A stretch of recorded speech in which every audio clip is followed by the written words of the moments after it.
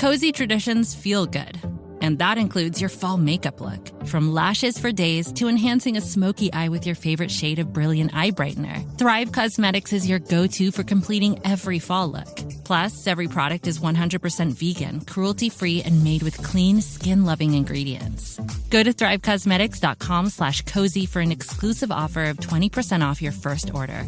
That's Thrive Cosmetics. CAUSEMETICS.com/cozy.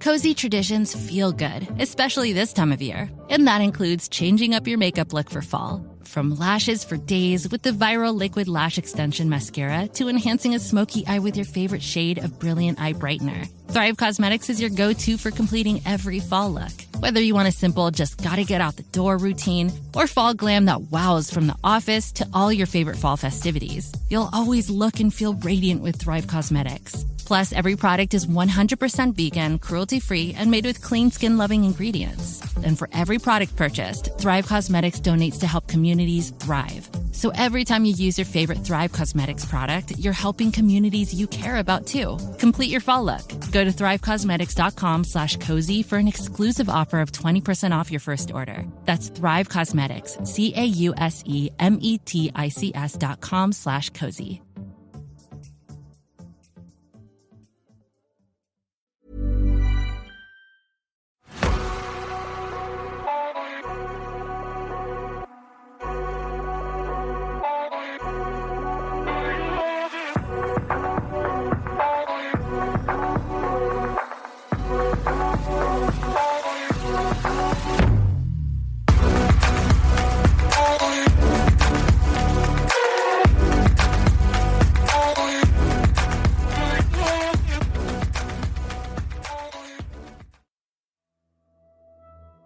Hello, I'm Sarah, and welcome to the Whispering Woods After Dark.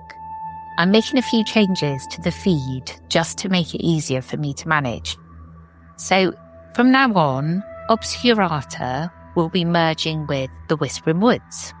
And I want to say, don't worry if you have subscribed up here for the front. I'll carry on putting those premium episodes in the feed for the next year. But you can come over to the Whispering Woods feed and the episodes will also be on there. So nobody loses out. Now, the reason I'm doing it is, as I say, to make the feed easier to manage for me, because I've had terrible problems. And also to expose it where we've got a bigger audience, which is over on the Whispering Woods feed. Now, these episodes in the future for non-premium listeners will be released on a Friday and Saturday. So you'll know, if you listen with family, over the weekend it gets a bit darker and they will be clearly marked to state this as well. A lot of them will be suitable for children, but some of them won't. So I will mark them explicit when it's necessary. Also, I really wasn't comfortable with the backing track and everything. So I thought I'm going to just change it all over. And that way I'm happy, and I hope that everybody else is as well. But if you've got any comments, please email me and let me know. So for premium listeners, these episodes will still be released a week early, and we'll keep it to the same days, the Wednesday and Thursday. But it'll be the following weekend for non-subscribers. So today's episode is all about the Pope Lick Monster. Now, this is not a gruesome episode in any way. None of them are. I do try and deal with anything that is particularly upsetting. I try not to go into too much detail. But this episode does involve deaths of people who have gone to the bridge. Let's get into it. Are you ready for the Whispering Woods After Dark? It's past midnight on a lonely stretch of railroad in rural Kentucky. Two figures inch their way across the old Pope-lit trestle, high above the ground. The wooden ties groan underfoot, and the night air is still. until a distant clank of steel on steel echoes. One of them freezes, heart pounding. Suddenly, a low rumble intensifies. A train's headlight flares into view on the tracks. In a panic, the man flings himself over the side of the trestle, dangling desperately from a crossbeam as the engine's roar envelopes him. His girlfriend isn't so lucky. She tries to outrun the locomotive. The last thing he sees is her silhouette illuminated in the blinding light before her body is swept away into the darkness. When the thunder of the train passes, he is left clinging to the beams in silence, alive but forever haunted by what he's witnessed. This horrifying scene isn't a campfire story. It really happened on April the 23rd, 2016, when 26-year-old Raquel Bain, out legend tripping with her boyfriend, was struck and killed by a Norfolk Southern train on the Pope Lick Trestle Bridge. And Bain was far from the first to die, searching for what lurks there. For decades, thrill seekers have been drawn to this spot by a local legend. A legend of a monster said to live on or under the trestle. A creature that lures trespassers into the path of oncoming trains. The Pope Lick Trestle Bridge is an imposing structure, a 90-foot tall iron railroad viaduct stretching about 772 feet across Pope Lick Creek on the eastern outskirts of Louisville. Local history sources put construction in the 1920s, often cited as 1925 or since 1929. It looks like a rusting relic, isolated amid fields and woods. By day, it's actually picturesque, an intersection of industry and nature, as one photographer noted. But by night, under the moonlight and shadows, the trestle takes on a more menacing aura. Locals know that despite its antiquated appearance, this bridge is not abandoned. In fact, it's a busy Norfolk Southern Railway line, a major artery into Louisville, with heavy freight trains barreling across several times each day. There are no railings up top, no walkways, and nowhere safe to go if a train comes.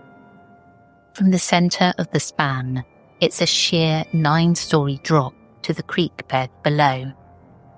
An 8-foot chain-link fence and multiple danger keep off signs at the base warn would-be trespassers of the peril. Yet these warnings have not kept away those determined to test their courage, or those enticed by the tale of the thing said to haunt this bridge. According to Louisville legend, Pope Lick Monster, often simply called the Goatman, lives in the woods and tunnel beneath this very trestle. Descriptions of the creature vary slightly, but all agree it's a grotesque hybrid of human and animal. In many tellings, it has the upper body of a deformed man with an alabaster pale face, wide-set eyes, and short, sharp horns jutting from his forehead, while its lower half is covered in coarse fur and ends in the legs of a goat.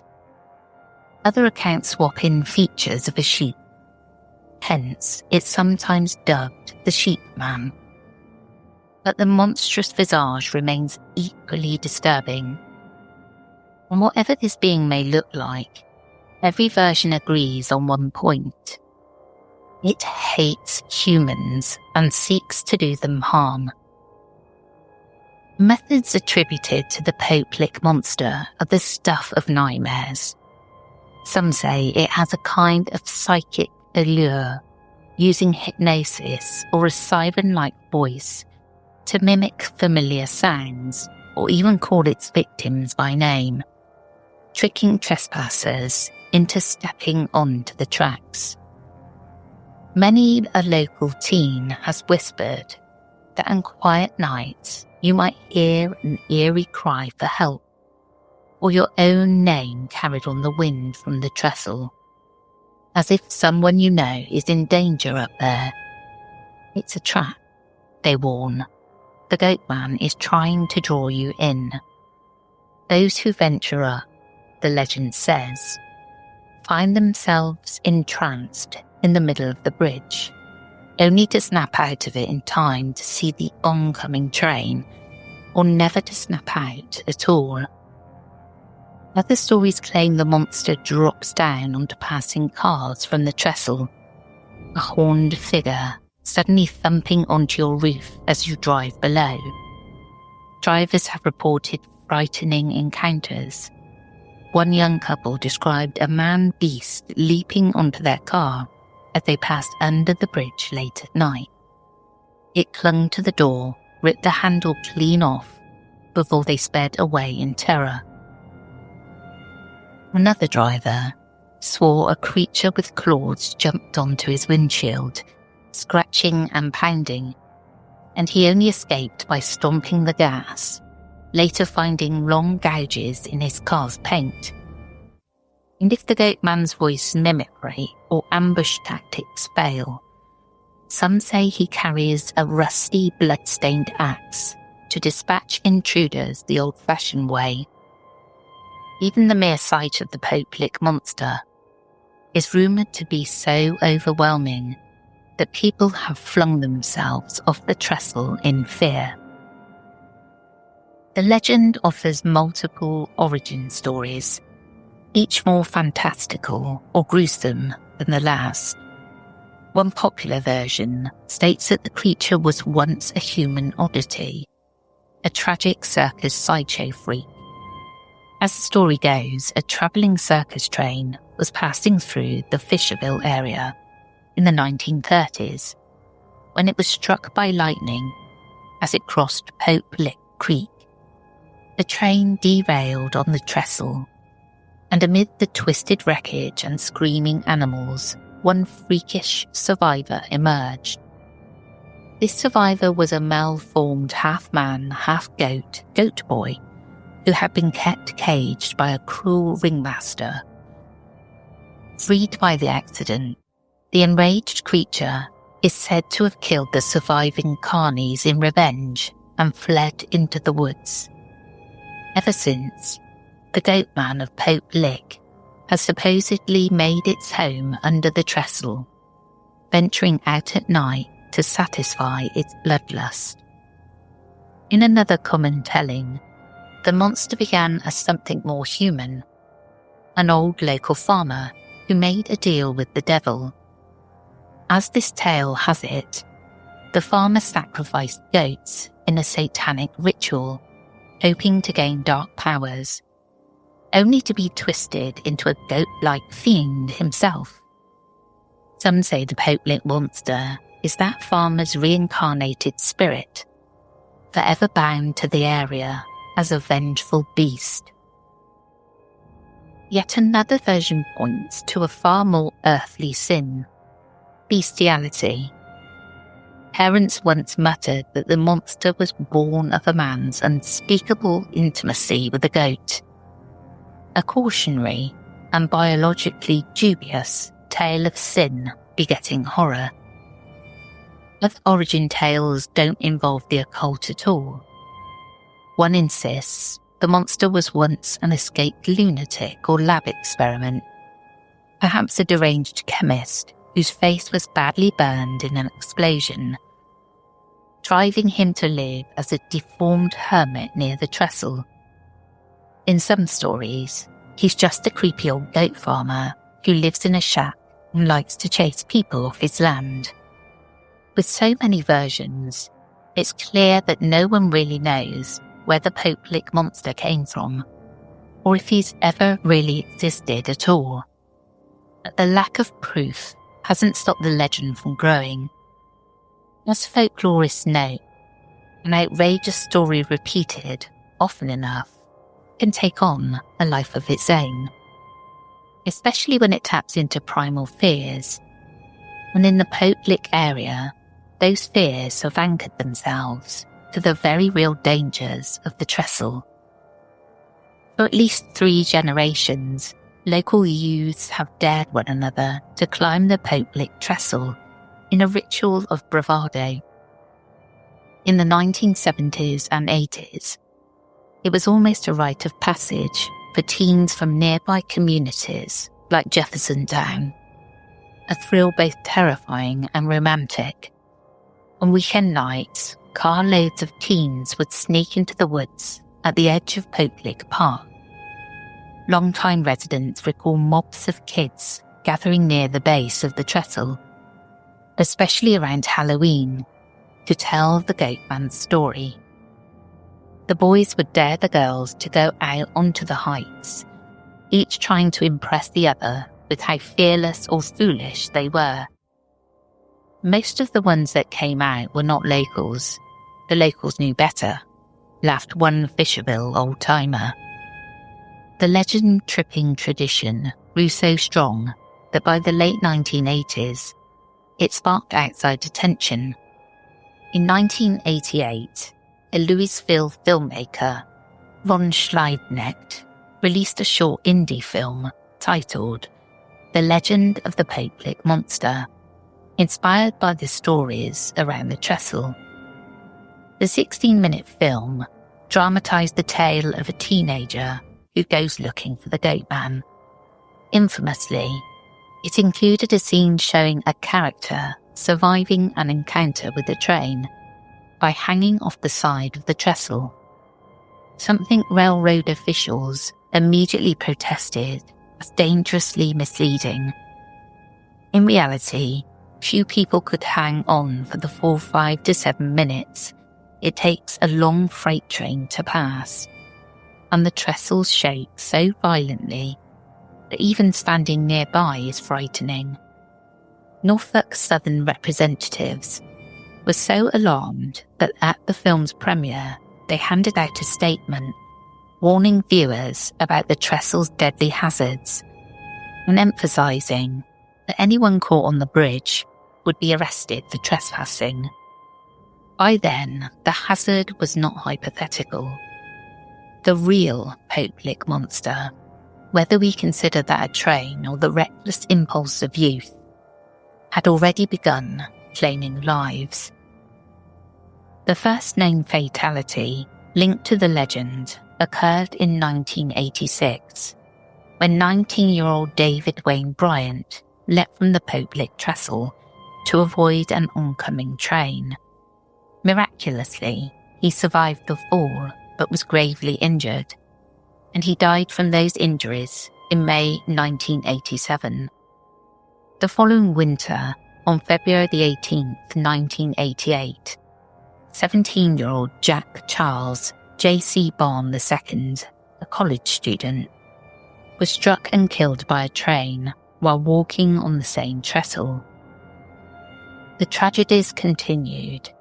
One late night in 1992, a 19-year-old student from Ohio, home on break from Miami University, ventured onto the trestle on a dare.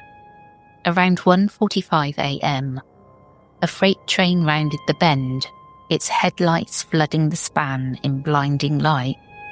Desperate, the young man clutched the edge of a railroad tie and hung off the side as the train thundered over him.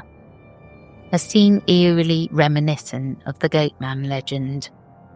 When the cars had passed, rescuers found him alive but severely injured after falling nearly 100 feet into the creek valley below.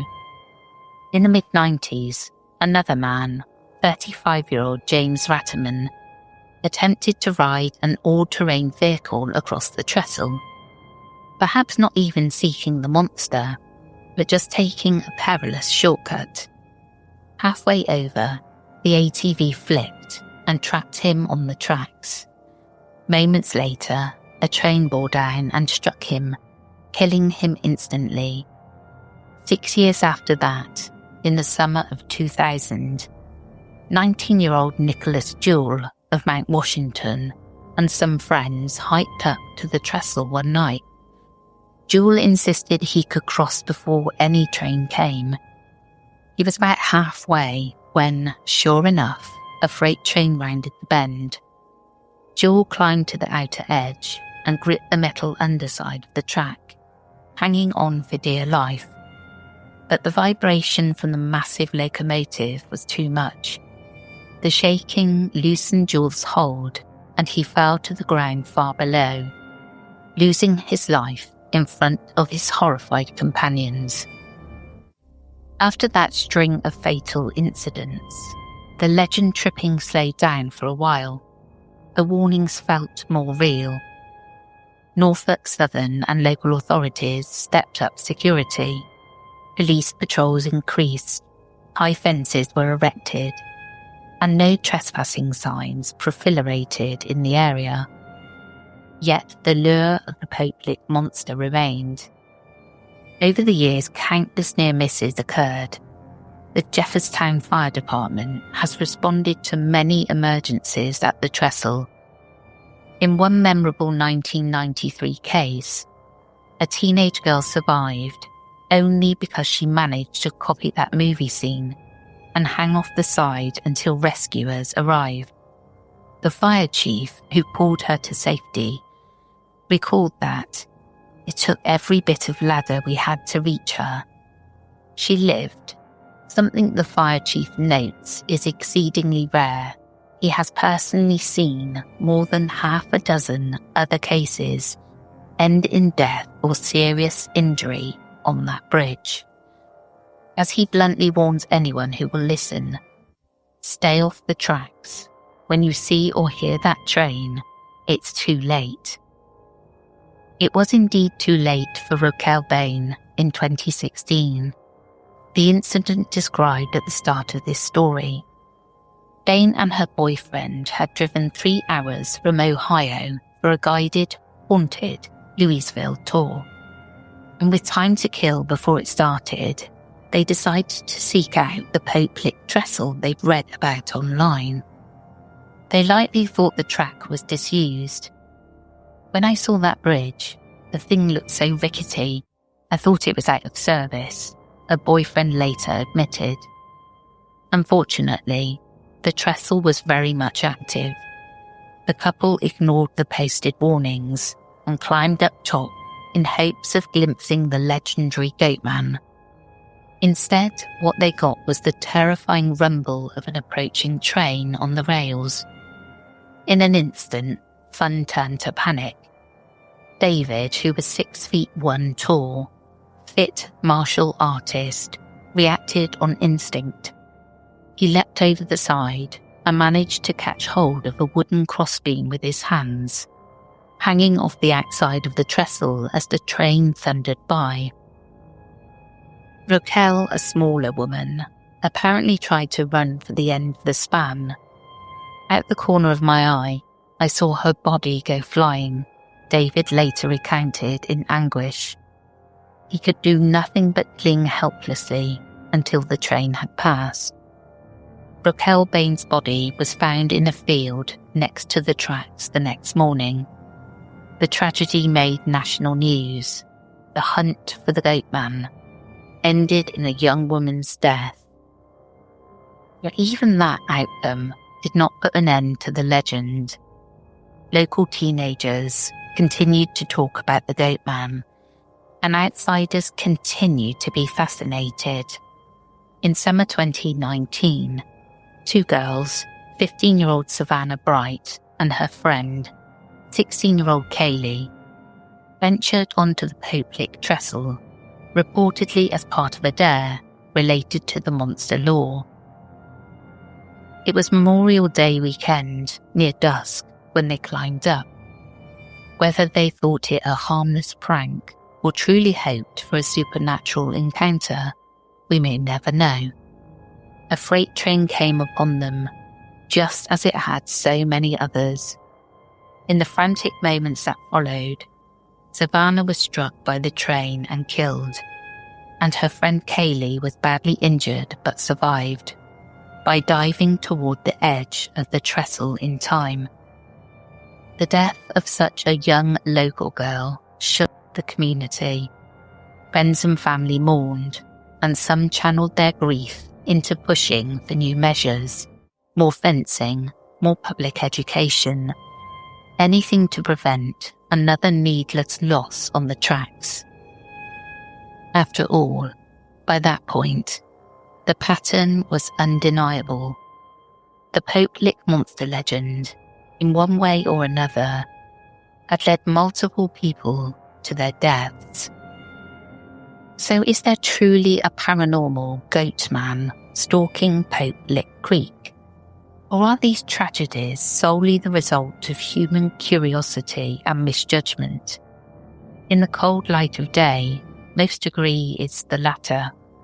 The Norfolk Southern Railroad and police officials maintain that there's nothing otherworldly there, just an active train line and the all-too-human tendency to underestimate danger. But spend a night out by the fenced perimeter of the Trestle, and you might start to wonder. The place has an undeniably eerie atmosphere. Tall, skeletal, iron girders loom against the sky. The hollow sound of water dripping in the creek bed echoes off the stone piers. On a windless night, some visitors swear they've heard something. A faint cry, a whistle, or voices on the breeze that stop as soon as you strain to hear them. Could it be just nocturnal animals, or the distant wail of a train whistle? Possibly. But when you're alone in those woods, with the legend of the Goatman in your mind, even the ordinary can feel ominous. Local folklore certainly feeds that feeling. People still tell stories of encounters that defy easy explanation. Headlights that caught a glint of red eyes in the brush, or strange footprints in the mud under the trestle. One area resident, a museum owner who's collected Pope Lick lore, says a terrified couple once came to him, convinced they had seen the monster. They were driving out of Pope Lick Park at night when a figure with horns leapt out of the darkness and grabbed their car door. They floored the accelerator, and the creature ran alongside their car at speeds over 60 miles per hour, keeping pace until they finally got away. Later they discovered their door handle was missing, torn off, they believed, by the Goatman's powerful grip. Another driver claimed the beast actually landed on his vehicle from above, and he had to swerve wildly to shake it off, arriving at home to find long scratches raked across his roof and trunk. Some historians of Kentucky folklore now believe the legend was originally concocted as a pure scare tactic, a way for parents to frighten children into avoiding the dangerous trestle. You can imagine a father in the 1940s growling, "Don't you dare go near that bridge, or the Goatman will get you," if he caught his kids wandering too far. One especially intriguing theory along those lines involves a real person, Charles Chess McCartney, the famous Goatman itinerant preacher. McCartney was a genuine travelling folk figure who roamed the American South for decades, from the 1930s to the 1980s, with a wagon pulled by a team of goats. He often passed through Louisville and reportedly camped under the Pope Lick Trestle for a few days during his travels. By all accounts, McCartney was an eccentric sight, filthy, bearded, reeking of goat odour, and he drew curious crowds wherever he went. According to local law, Parents in the area would use McCartney's presence to spook their kids. Goatman under the bridge will grab you if you get too close. It's easy to see how a genuine person, nicknamed Goatman, could morph into a legendary monster in the retelling. Of course, the cruel irony is that the very legend invented to keep people safe ended up drawing them into harm's way. The tale of a murderous goatman on the Trestle is so bizarre and chilling that it dares you to go see for yourself. For young people and adventurous visitors, the allure of the legend tripping can easily overpower caution. Today, despite the tragedies, people still sneak past the fences at Popelick.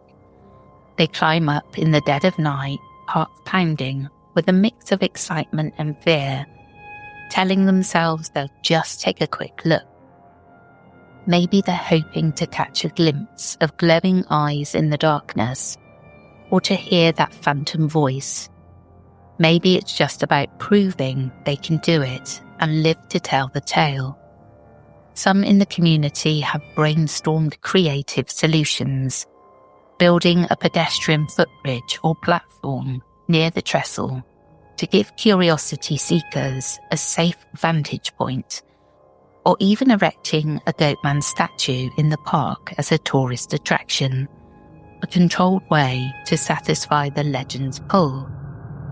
Others argue that any such measures would only further enshrine the myth. For now, officials continue to rely on fences, citations, and pleas for common sense. But as the history shows, the power of curiosity is itself a mysterious force, one not easily fenced out. From lengthening mascara to smoky eyes, complete your fall look with Thrive Causemetics. Go to thrivecosmetics.com/cozy for an exclusive offer of 20% off your first order. That's Thrive, CAUSEMETICS.com/cozy. I don't know about you guys, but I really think they need to put some safety stuff around the trellis. If you take a look, it is just like the single track. And people aren't going to stop doing it, especially when they have like this festival for the Popelick monster. So it's kind of, okay, yep, the town needs to make money, but this is going to happen. And I really think there needs to be some safety stuff around. Because people are curious. Teenagers are teenagers. And I don't know if it's about money. It wouldn't surprise me. But put some safety features on there. Let people do it safely. Let them go look for the Popelick monster, but safely. And just a little reminder, because I'm not sure if I explained this properly, but these episodes will be going in the main Whispering Woods feed on Saturdays and Sundays for the adults.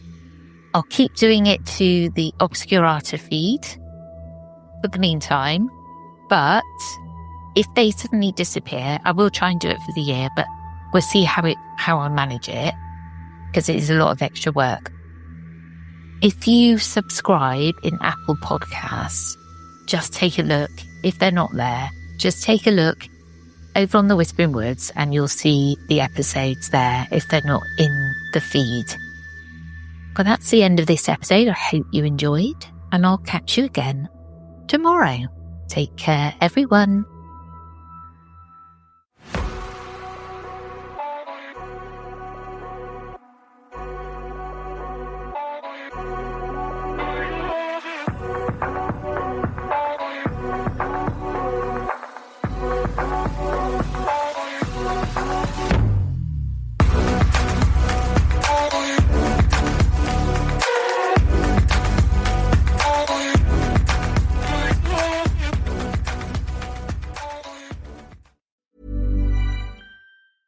When you think of skyrocketing brands like Aloe, Allbirds, or Skims, it's easy to credit their success to great products, sleek branding, and brilliant marketing. But here's the overlooked secret. The real magic lies in the engine behind the scenes, the business powering their business. For millions of brands, that engine is Shopify, making selling seamless for them and shopping effortless for us. Upgrade your business and get the same checkout Alo Yoga uses. Sign up for your $1 per month trial period at shopify.com/retail, all lowercase. Go to shopify.com/retail to upgrade your selling today. Shopify.com/retail.